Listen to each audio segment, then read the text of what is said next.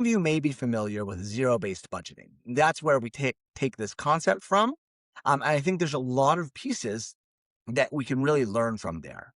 The idea of zero-based budgeting is next year's budget shouldn't start with all the givens, all the accepted items of this year's budget, and just get rolled over. Maybe a slight adjustment, a slight tweak, a slight raise or lowering.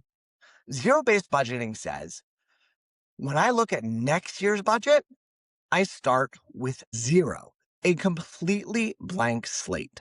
Now, obviously, that makes the budgeting process take a little bit longer. So why do you do that?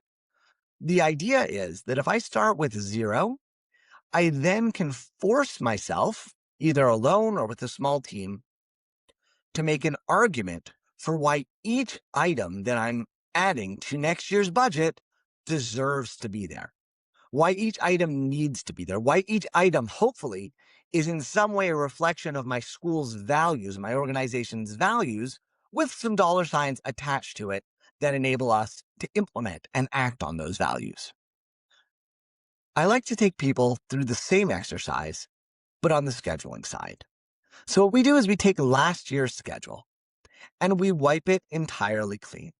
Now, if you have standing meetings with people, I'm not saying go cancel all your invites and they'll think that you've taken off somewhere. You don't have to do that at this moment.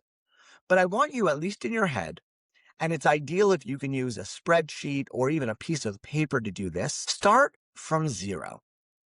Think about how many work hours you have in the week. Now, think realistically, the number of work hours in the week should not be 80, should not even be 70, right? Somewhere in the normal range of work hours in your week. Those are the hours that you have to play with. And at this moment, nothing is in those hours.